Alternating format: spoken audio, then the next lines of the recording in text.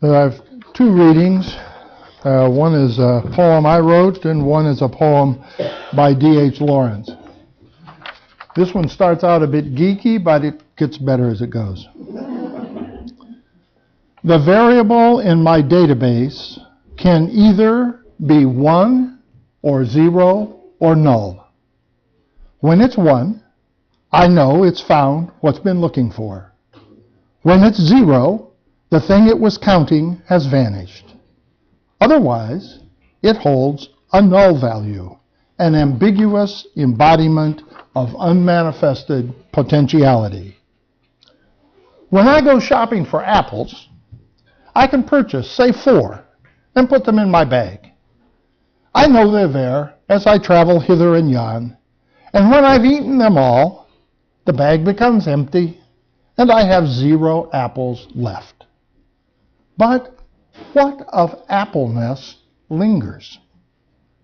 When I think they're all gone, their juice nourishes my body, their skin becomes mine, the seeds and the core are in my compost pile, and their nutrients may return as carrot or broccoli. I guess I might say, I don't know where the apples are. So the universe I live in isn't just black or white. The tendency to be in a yes-no dichotomy misses the wonder of touching the unknown, ignores the awe of unmanifested presence, and loses the opportunity of affirming the beauty of ambiguity. Is can change to isn't or to mystery.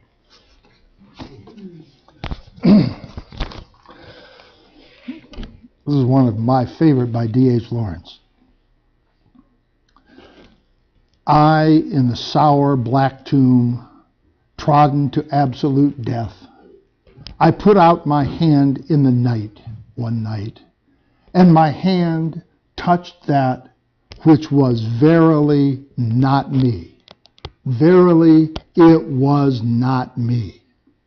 Where I had been was a sudden blaze, a sudden flaring blaze. So I put my hand out a little farther and a little farther, and I felt that which was not I. Verily, it was not I, it was the unknown. Ha ha! I was a blaze leaping up. I was a tiger bursting into sunlight. I was greedy. I was mad for the unknown. I, new risen, resurrected, starved from the tomb, starved from a life of devouring always myself. Now here I was, new, awakened, with my hand stretching out and touching the unknown, the real unknown, the unknown unknown. My God, but I can only say I touch, I feel the unknown. I am a first comer. Cortez, Pizarro, Columbus, Cabot, they're nothing, nothing. I am the first comer. I am the discoverer. I have found the other world. The unknown, I am thrown upon the shore. I am covering myself with sand. I am covering my mouth with the earth. I am burrowing my body into the soil. The unknown, the new world.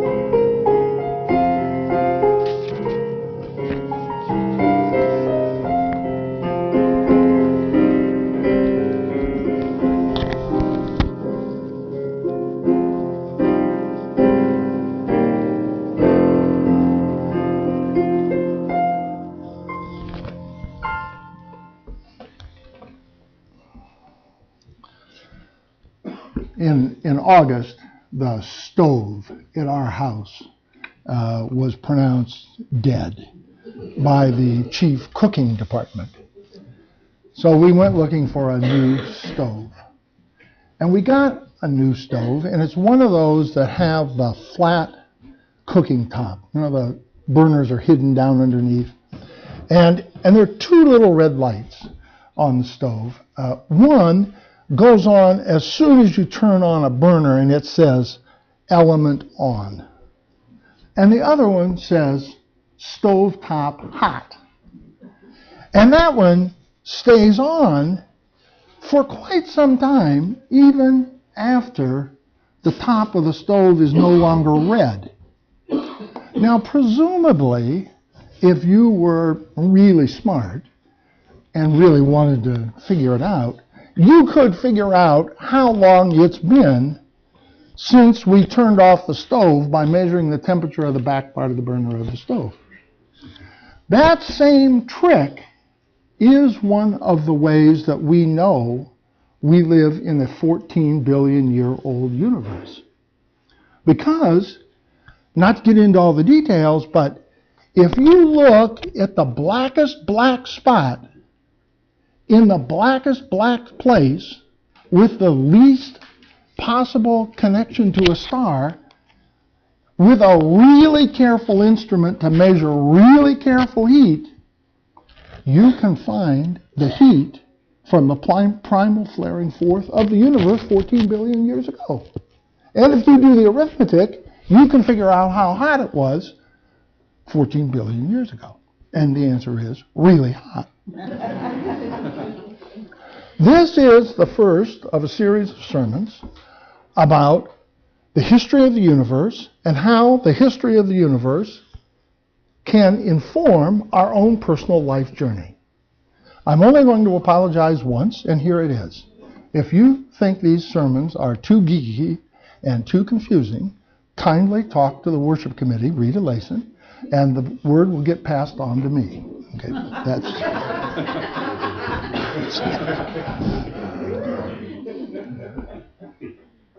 the point is, we live in a universe that's about 14 billion years old. Give or take, we're not talking about Thursdays and Fridays here. And there's a whole number of ways that you can try to figure out how old the universe is. One of them is take the temperature of a dark spot.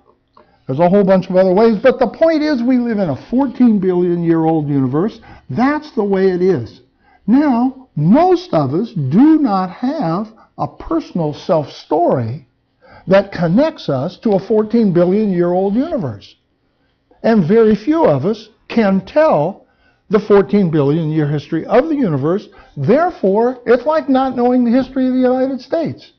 You need to know the history of the United States. You need to know that a bunch of people threw tea in the ocean, and that's how we got here. And if you want to be a part of this congregation, you ought to try to find out, how did this congregation get started? It wasn't a fluke. It happened one day, some finite period of time ago. So it makes a difference what kind of story you want to tell. That'll be the next part of this sermon. But for now, let's just say, pretty clear, 14 billion years, and over that time, a number of major changes have happened. That'll be the theme of the next 12 sermons. Before the universe began, we don't know squat about what was there. It is not possible. There's a thing called the Planck constant that says before, 10 to the minus 65 seconds or something, you can't see or know anything. The point is, we do not know. We don't know what was happened before day one.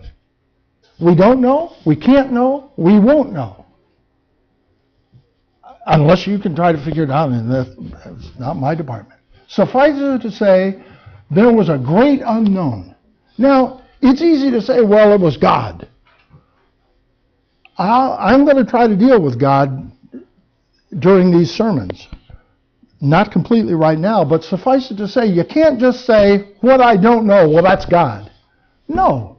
What I don't know is unknown. It's the unknown unknown. And that's what was before the beginning of time. The unknown. We don't know. And we all need to learn how to live with the fact that there's some things that are unknown. Unknown. Really, unknown. Huh? Unknown. And that's not synonymous with God. God is knowable and works in history. It's different, I think. I'll come back to that later too. The second thing we do know some stuff about real early in the beginning of the universe. It was hot. And it was so hot that nothing really could hold itself together at all. I build a fire every day during the winter. I build a fire and I sit in front of my fire. And have you ever looked in the real center of a fire? And it's like the wood is not really, the pieces of wood aren't really there. It's like you can't see the real borders of anything. It's the real hot part. It kind of goes like this. Well, imagine that only thousands of times hotter. The early universe was just sheer chaos. Everywhere. And that's how things begin. Things begin in chaos, in tension, in confusion. Unknown becomes just across the border from unknown is total confusion. And you and I need to learn, okay, we're in a confusing time. And in a confusing time is not a time for making, not a time for making long-range strategic plans. It's a time for holding on to get to the next little moment. And so we need a story that tells us that that's how our universe works. Our universe is not the result of some big old thing coming up with a big old idea and getting it going. Our universe is a result of chaos and confusion and pressure and heat and unknown just barely getting itself started, and much later came along David. And the other thing that we'll be looking at this year is what is the journey and direction of the universe? Because our universe is not just wiggly old slimy go here. It's not just go every which old way. There's a very clear pattern to how our universe is unfolding. It is unfolding in the direction of increased complexity and consciousness. That's the direction it's moving. For 14 billion years, our universe has been moving towards increased complexity. And that complexity in the human being manifests itself as self-consciousness. But that's a whole nother, that's the rest of the sermons. Now, the question is that the kind of thing you experience? Do you experience in your life times of just showing up in great confusion and unknown? Have you ever had that kind of time? I was talking to a Catholic friend of mine. I was trying to talk him through this sermon. He's a pretty lucid guy. And I said, in June of 1966, if you'd have tried to make a bet that 50 years later, Elaine and I would have been celebrating our 50th wedding anniversary, you would have never made the bet. Because we didn't know each other. We had never met. There was no chance. Now, by September and October, you might have started to make a bet. But each of us, there are beginnings. And before beginnings, there are times when there's just no chance. There's no known. It's unknown. And when you and I find ourselves at the very beginning of a new relationship, of a new moment, of a new time in history, within a new organization, when you show up in that newness, there is a moment of just sheer confusion. I remember we moved into a new house. I took a new job, and my mother died, all in the same week. I was gone dealing with my mother's death, and then I came back, and Elaine had helped sort of moved us into the house, and I went to work, and I was so frustrated for the first week. I didn't know what drawer my underwear was in. I didn't know where the people at the office kept the paper clips. It was the simple stuff I just couldn't figure out.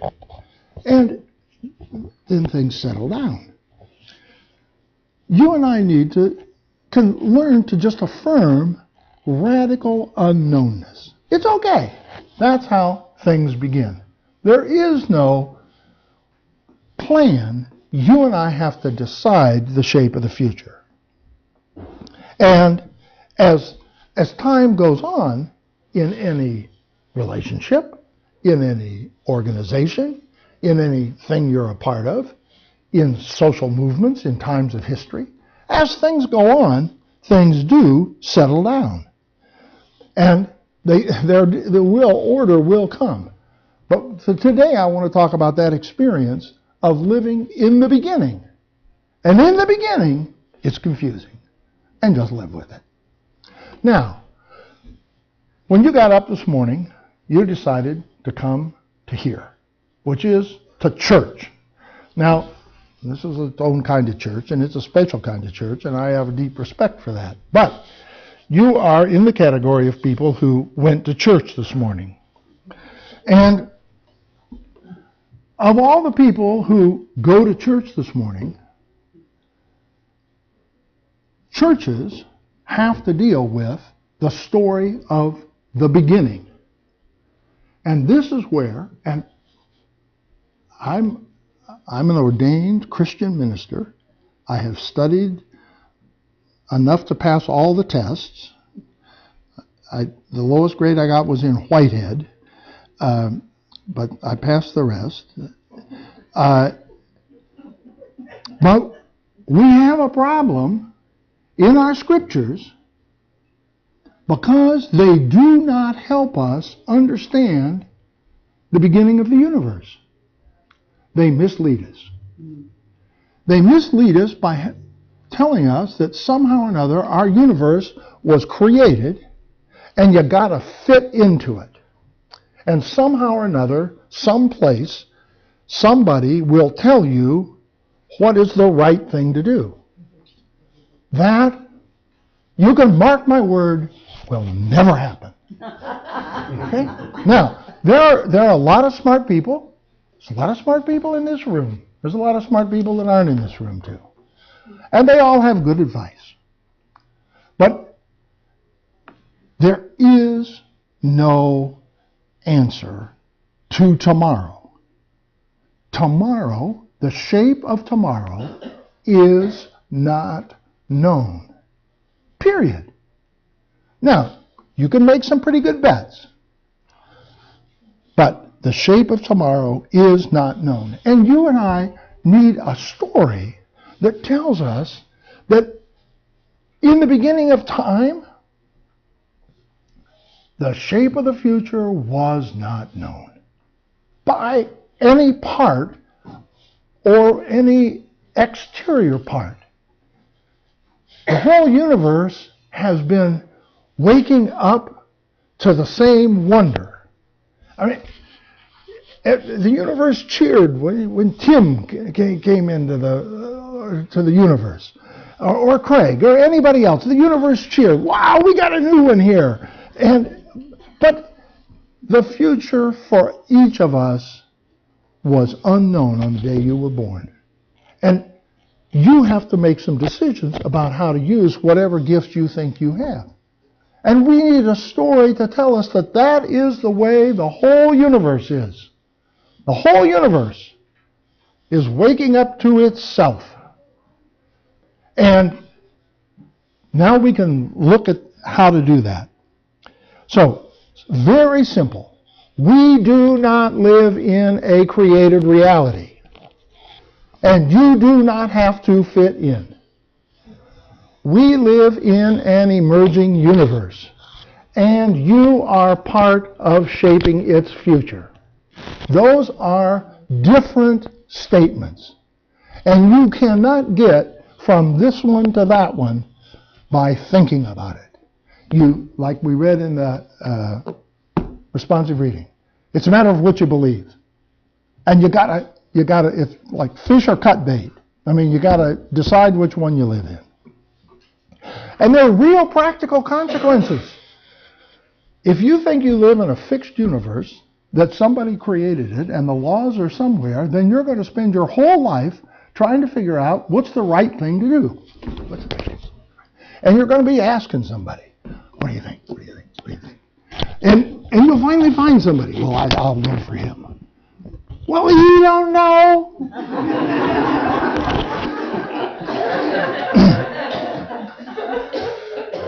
So then what that means is you and I have to now figure out the spiritual practices for understanding, taking responsibility for the future. And that is a different kind of spiritual practice than finding out what is right and doing what the most powerful son of a gun in the room says to do, whether they actually are powerful or not. These are spiritual problems. This is a deep religious problem for people who go to church. We need a new story about how the universe began and a set of spiritual practices that allow us to live in the universe that we really live in. Because no matter what you think, the universe is not fixed. The universe is open.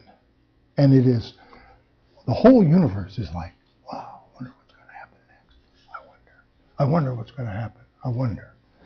That's the whole of the universe. It's all wonder about tomorrow. And you and I are some of the few people who are actually aware of the fact that that is the way the universe works. And we need to stand up and talk about it. I want to try in these sermons to actually have some practical things that we can do. This will keep me from being too heady. So, I got 4 things. I always have 4 things, because I look for 4 things. So 1. This week, try sometime this week to use the phrase 14 billion year old universe in a sentence, in a conversation with somebody about something. So try. So try. I mean, you can say, "Wow, this is a great apple." I mean, I wonder where it was 14 billion years ago when the primal flaring forth occurred. So try to use 14 billion year old universe in a sentence to somebody about something. I'll try to. Then pay real close attention to beginnings of things. Beginnings. Try to look at beginnings and try to say to yourself, well, if I could look at this beginning, maybe it would help me understand the dynamic of beginnings. And you're not going to find the primal flaring forth. I mean, that's not going to happen in your backyard or anything like that. Excuse me. You're not like cataclysmic beginnings, but just little new things. Maybe it's something new you're trying to, some new kinds of things you're trying to do. Maybe it's something new at your work, a new policy. Maybe it's a new friendship. You've met somebody new and you're into a new kind of beginning relationship with somebody. And try to watch how is unknownness? Where is wild confusion? Where and how do you deal with the confusion? Oh, I don't quite know what to do here. I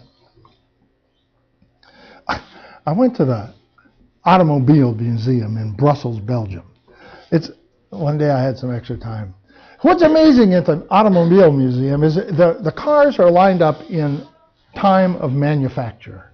So back in the late 1800s, early 1900s are the first things that were automobiles.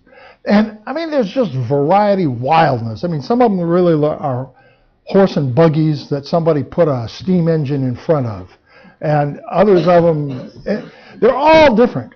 But as you walk along, you realize, man, this thing just moves into sameness. By the time you get into the 1950s, 1960s, they're all about the same size, the same width. They've got 4 doors, same slope.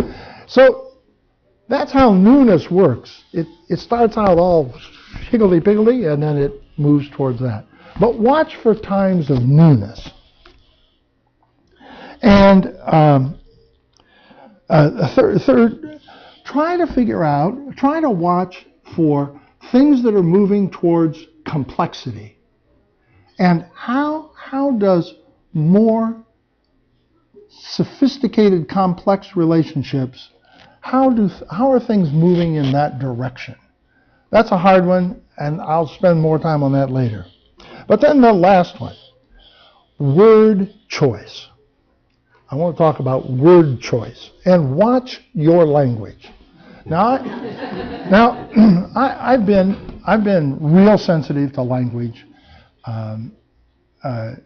since 1975, when some female friends of mine began to help me understand that the songs we sang were gender biased, and so I got most sensitive to language relative to racial issues and to gender issues. And so I've done a lot of work of crossing things out. So some words to watch for. When people say God's creation, well, what do you mean by that? Do you mean the planet? Do you mean our unfolding universe? What do you mean? Because I don't live in a created universe. That sentence just doesn't, those word patterns, that doesn't help us. And so what I want to talk about is cosmological inclusivity. So that's what I'm looking for, cosmological inclusivity. And so some of the words, sustainability. Sustainability probably means I'm trying to make the fixedness last a little bit longer. The word I want to use is mutually enhancing.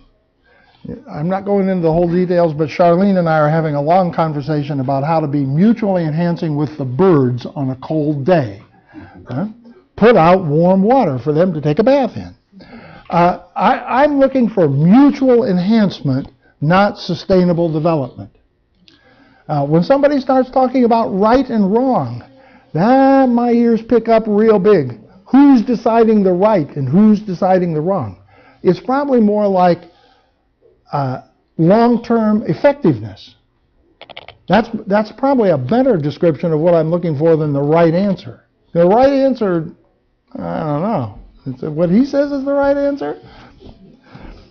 And the way we're going to start word choice is in our next hymn.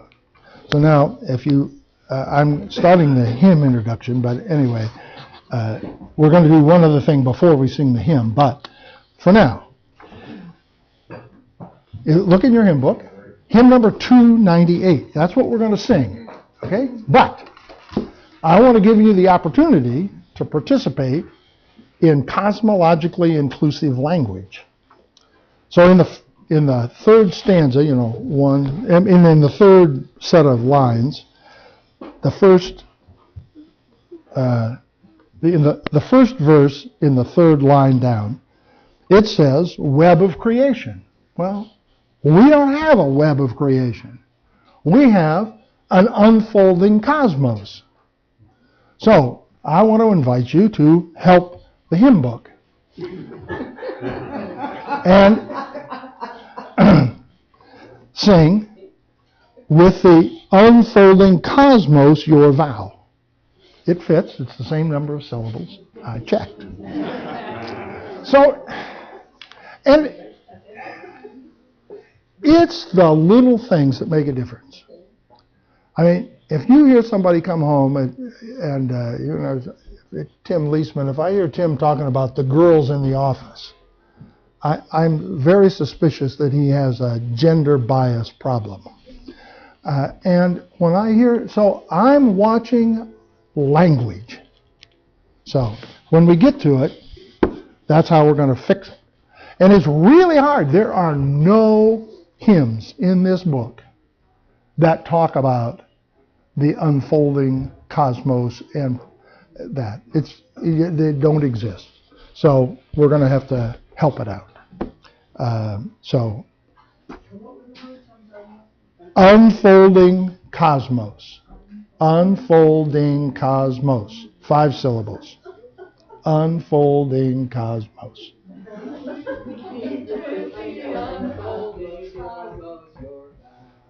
Anything else that we can cross it out and write it in? That's a board decision.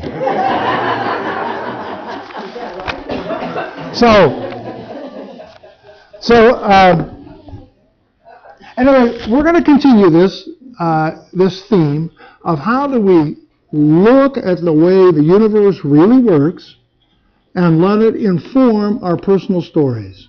That's the agenda of the sermons for this year, and I look forward to working and participating with all of you in helping build a story that connects us to the real universe that we really live in. Thanks.